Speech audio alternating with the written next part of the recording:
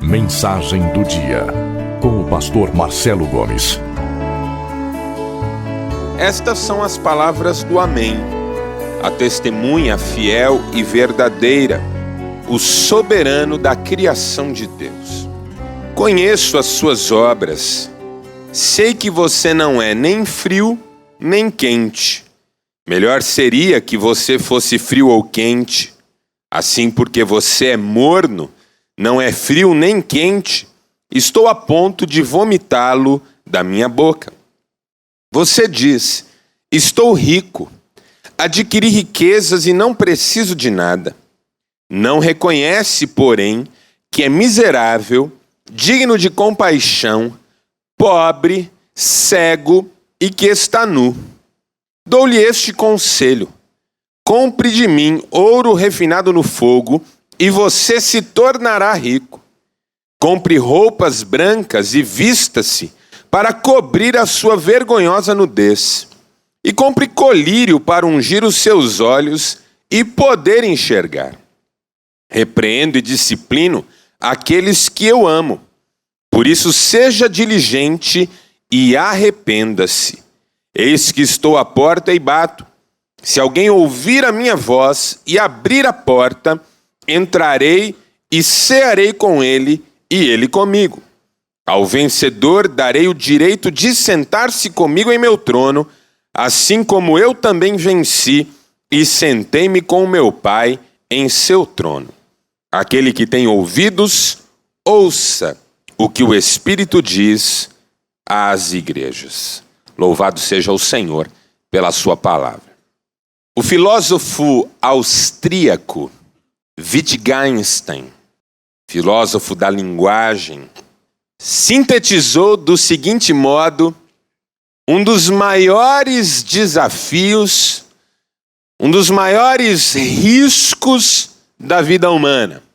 Não é nada fácil não enganar a si mesmo. O auto-engano é um dos inimigos mais poderosos do ser humano.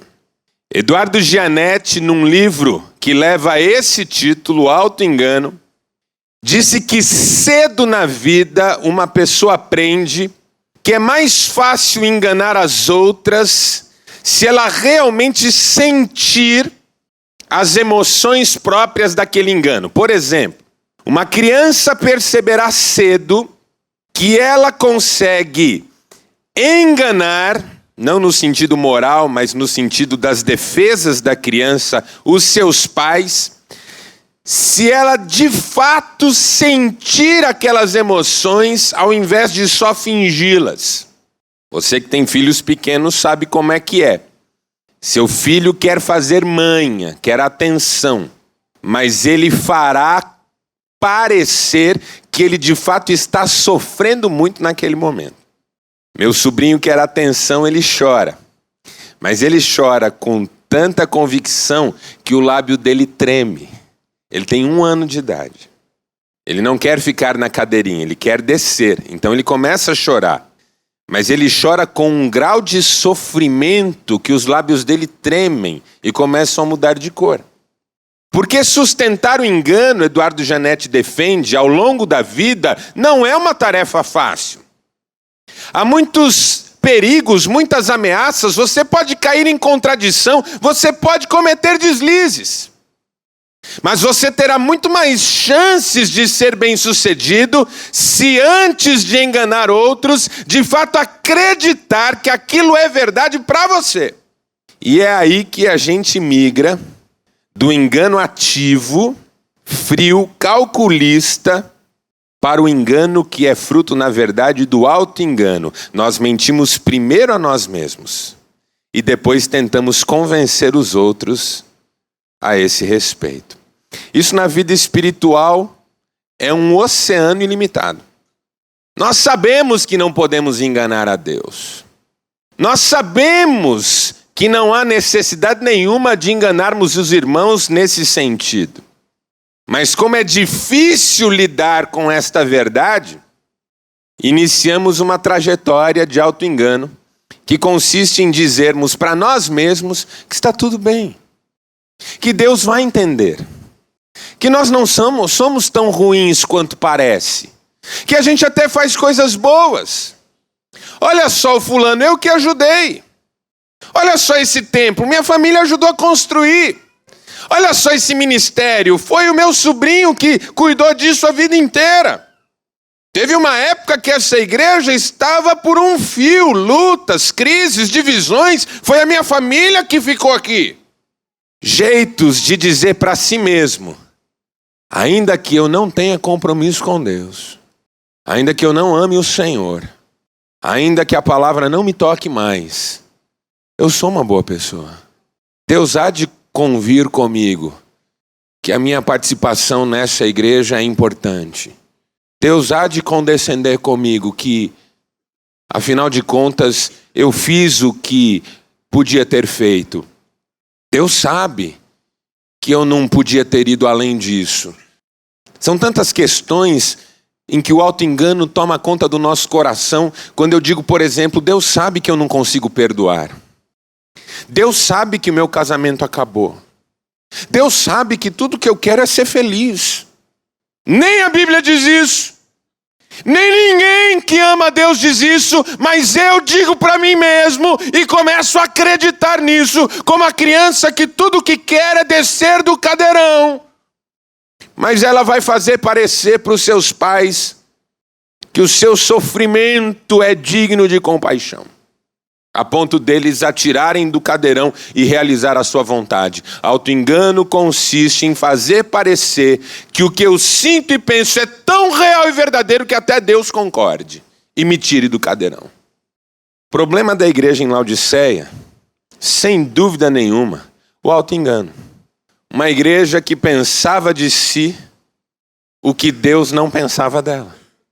Que dizia para si mesma coisas como estou rica e não preciso de mais nada. Única igreja para quem Jesus só dirige críticas, nenhum elogio. A igreja mais censurada de todas, ao mesmo tempo aquela que tem a melhor impressão de si. O auto-engano na Bíblia é um problema seríssimo. Jesus o denuncia na parábola do rico insensato. Louco, essa noite pedirão sua alma. O que tem, para quem será? Mateus capítulo 7, versículos 21, 22, 23. Muitos naquele dia me dirão, Senhor, Senhor, em teu nome expulsamos demônios, profetizamos, fizemos maravilhas.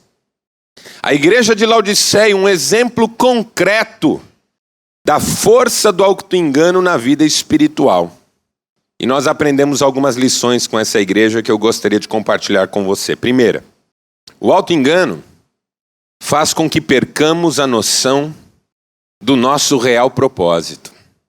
Enganamos a nós mesmos de tal modo que perdemos a noção da razão da nossa existência nesse mundo. É quando a convicção de que eu posso fazer algo de bom pela minha geração, pelas pessoas que me cercam, dá lugar a um sentimento de que eu sou bom e não preciso fazer mais nada por ninguém. Isso aconteceu com Laodiceia.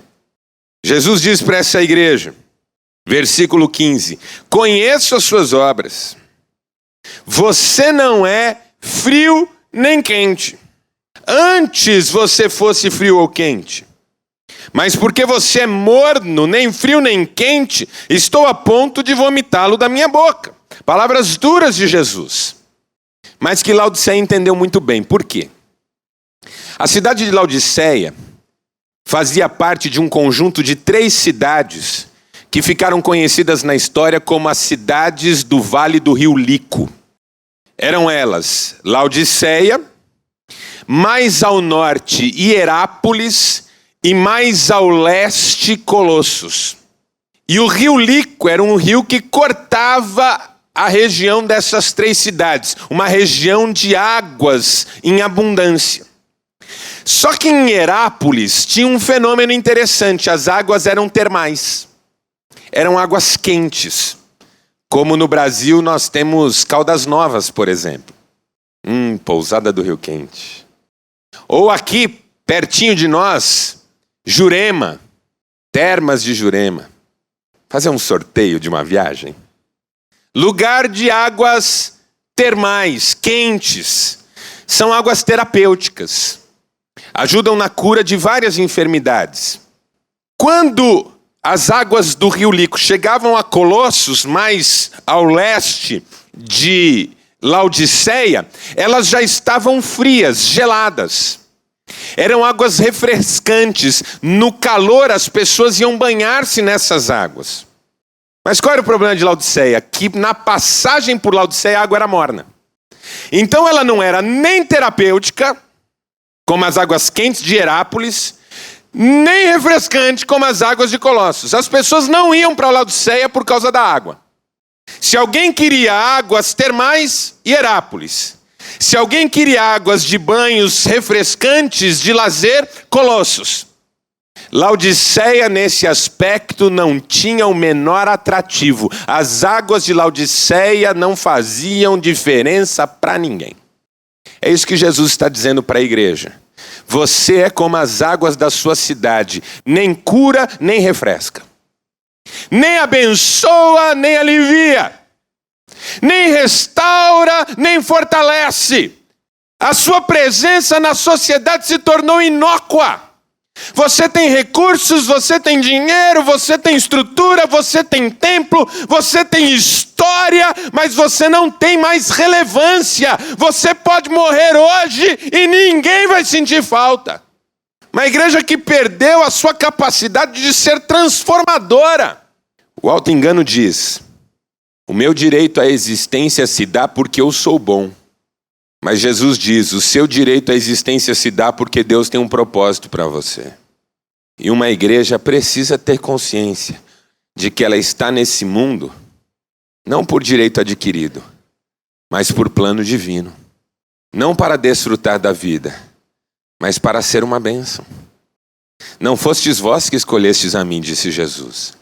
Eu escolhi a vós. E vos designei para que vades e deis fruto, e o vosso fruto permaneça. O apóstolo Paulo diz aos Efésios que nós somos criados para o louvor da glória de Deus. Jesus em Mateus capítulo 5 diz: assim também brilhe a vossa luz diante dos homens, para que vejam as vossas boas obras e glorifiquem o Pai que está no céu. As pessoas olhavam para a igreja de Laodiceia e não sentiam nada. Ninguém amava mais a Deus por causa da igreja de Laodiceia. Ninguém se entusiasmava com Jesus Cristo por causa da igreja de Laodiceia. Ninguém caía de joelhos reconhecendo seus pecados por causa de Laodiceia. Nem quente nem fria, morna. Nem terapêutica nem refrescante, morna. Nem fervorosa e nem desviada, morna. Nem crente nem ateia, morna. Jesus disse assim: se o sal se tornar insípido, para nada mais serve. Não se pega um luzeiro e o coloca debaixo da cama. O auto-engano diz: você está seguro porque você é dessa igreja há 30 anos. Mas a verdade de Deus diz: você está seguro porque Deus ama você e tem um plano na sua vida. O auto-engano diz: eu já fiz o que precisava ter feito, agora deixe os jovens fazerem. A verdade diz: se eu não morri ainda é porque Deus quer me usar. Jó, no auge do seu sofrimento, final do livro, capítulo 38, 39, alguma coisa assim, diz o seguinte: enquanto o fôlego de Deus estiver nas minhas narinas, meus lábios não dirão em verdade e o meu coração não se apartará da justiça. Até o fim, relevância, vida frutífera. Jesus fala de um jardineiro que veio trazer notícias da árvore para o dono da plantação. E a notícia não era boa. Mais um ano que a árvore não dá fruto. O dono da plantação disse: corta, até quando ocupará inutilmente a terra? O jardineiro diz: vamos dar mais um ano, eu vou adubar de novo, eu vou regar de novo, quem sabe o ano que vem. E o dono da plantação diz: faça mais isso, mas se o ano que vem não der fruto, corta.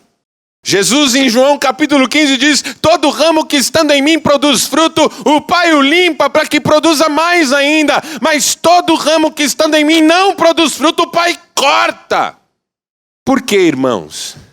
Porque o auto-engano, convencendo o próprio coração que nada precisa ser feito e que nós estamos seguros em nós mesmos, rouba de nós a possibilidade de sermos quem Deus quer que nós sejamos. Há um potencial infinito para a nossa vida. Há um potencial infinito para a nossa vida. Porque é potencial do Espírito Santo em nós a nos usar para a glória do nosso Deus. Que pena, Laodiceia. Nem quente, nem fria. Nem terapêutica, nem refrescante. Nem Hierápolis, nem Colossos. Os nossos jovens e adolescentes dizem assim: nem fede, nem cheira. Segundo, o problema do auto-engano é que o auto-engano nos faz perder a noção das nossas reais necessidades.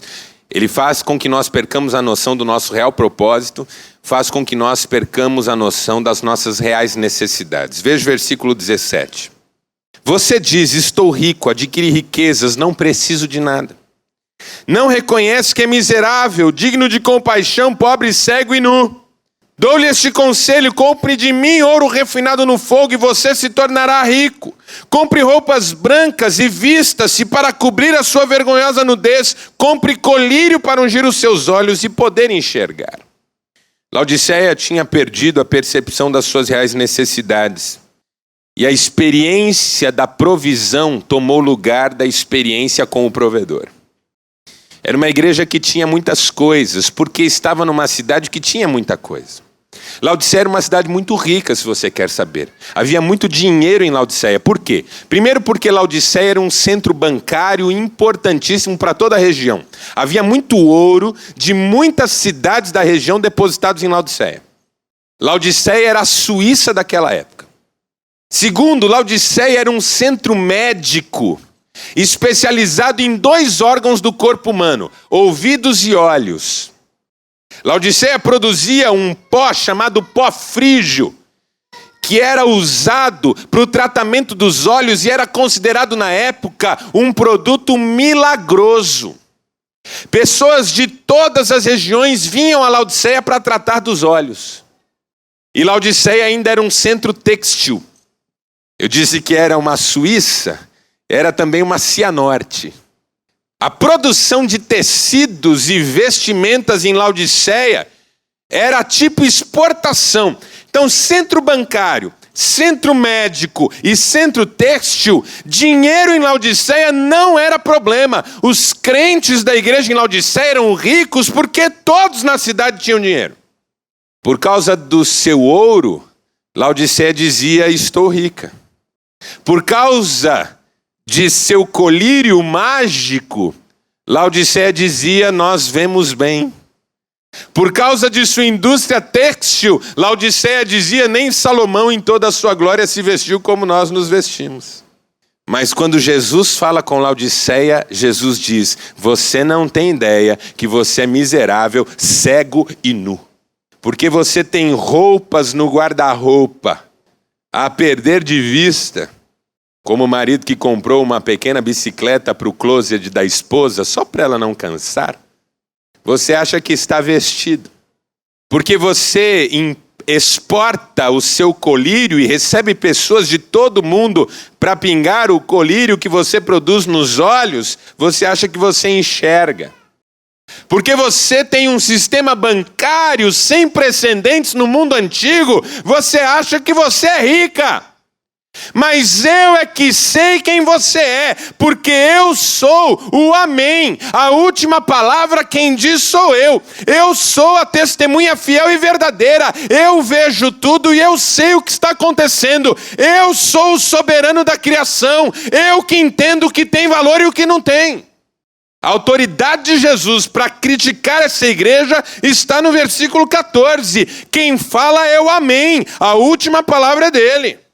Quem fala é a testemunha fiel e verdadeira. Ele vê tudo e dá um testemunho fiel e verdadeiro de tudo. É o soberano da criação. não se encanta com as nossas indústrias têxteis, não aquele que fez a floresta amazônica. Não se encanta com o nosso sistema bancário, não aquele que fez as cordilheiras espalhadas pelo mundo inteiro.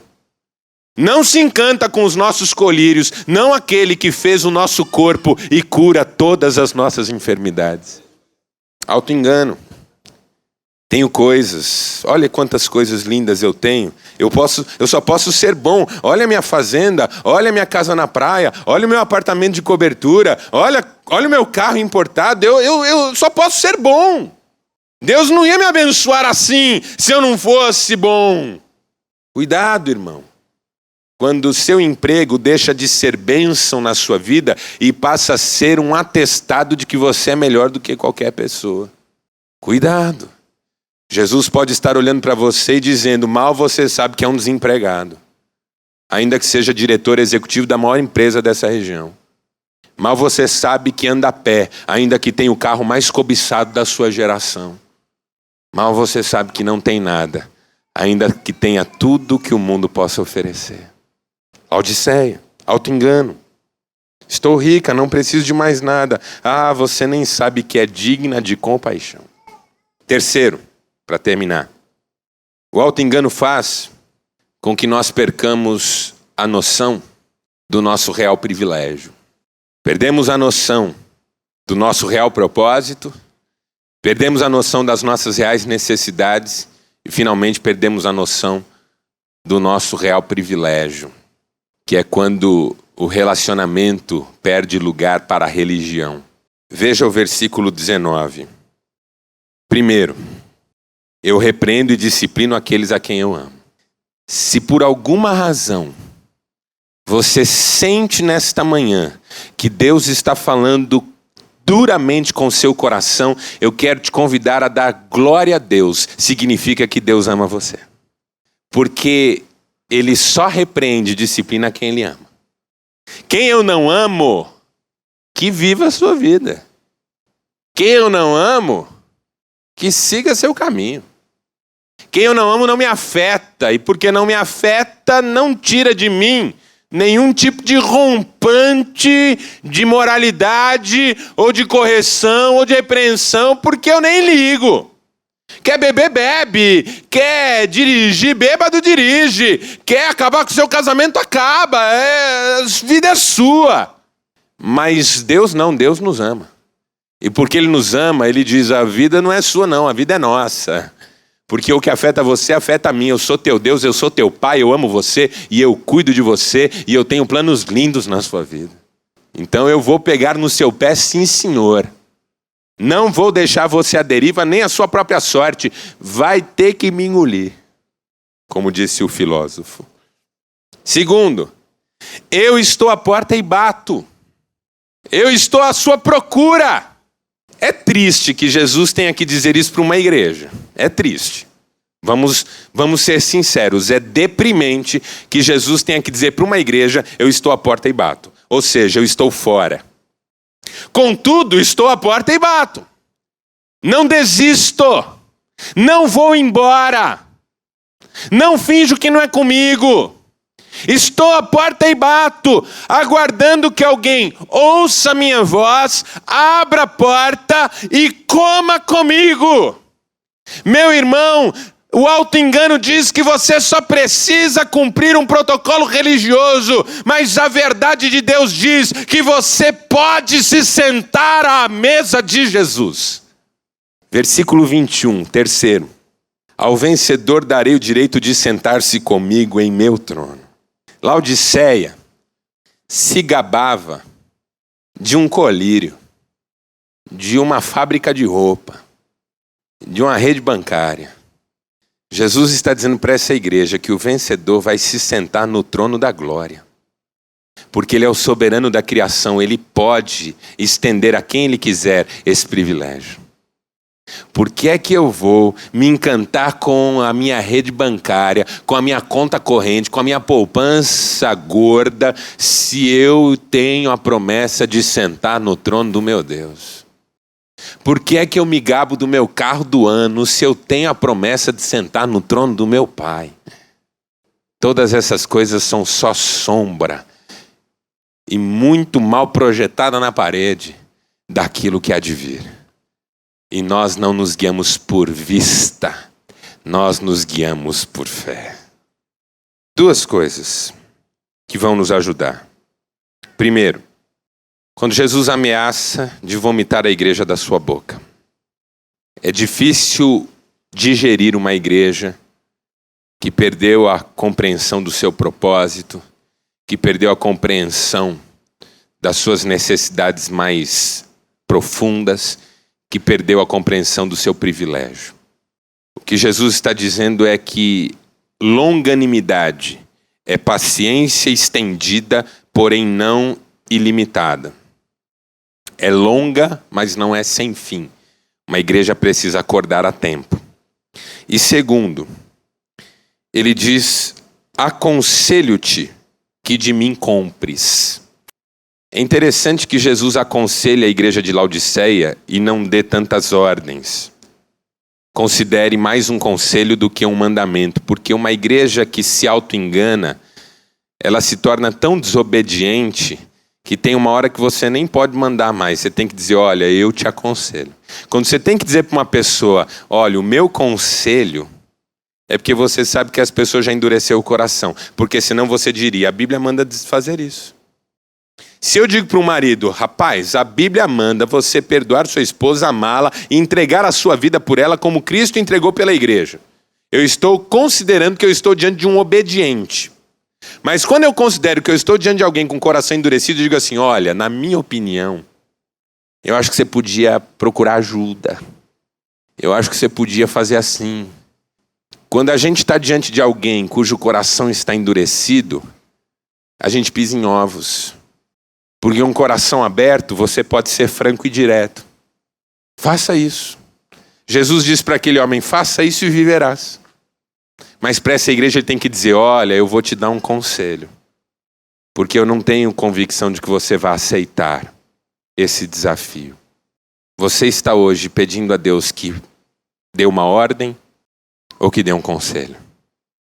Você quer saber o que Deus pensa sobre o seu problema, ou você quer saber o que Deus quer de você agora, nesse instante, para você fazer? Deus é apenas um conselheiro que tem boas ideias, ou é Senhor da nossa vida? É uma pergunta que nós temos que responder. Feche seus olhos, nós vamos orar. Pai, Laodiceia é o extremo do caminho fora da tua presença que nós podemos trilhar. É o ponto mais distante. É o limite do limite, é a beira do abismo. Quando a verdade de Deus perde lugar no nosso coração para o auto-engano, para a mentira do íntimo que se faz verdade no íntimo, para enganar não a Deus, que não pode ser enganado, não aos outros, que nada tem com isso, mas a nós mesmos, para aplacarmos aquela voz do Espírito que diz: seja diligente e arrependa-se. Pai, ajuda-nos a não nos enganarmos. Alguém disse que nada é tão difícil quanto não enganar a si mesmo, mas para ti não há impossíveis. Teu Espírito pode nos livrar de todo engano. É o Espírito da verdade, como disse Jesus, que nos guia em toda a verdade, aleluia. A tua palavra diz: conhecereis a verdade e a verdade vos libertará. Oh Deus, queremos viver na tua palavra. O objetivo não é descer do cadeirão numa infância permanente, mimada. O objetivo é receber a instrução, a educação que vem do nosso Pai eterno, maravilhoso, que é o Senhor. Fala conosco, Pai. Que esta igreja abençoe o nosso coração com estes ensinos que Jesus enviou para ela. É o que nós te pedimos em nome dele, o Amém. A testemunha fiel e verdadeira, o soberano da criação. Amém.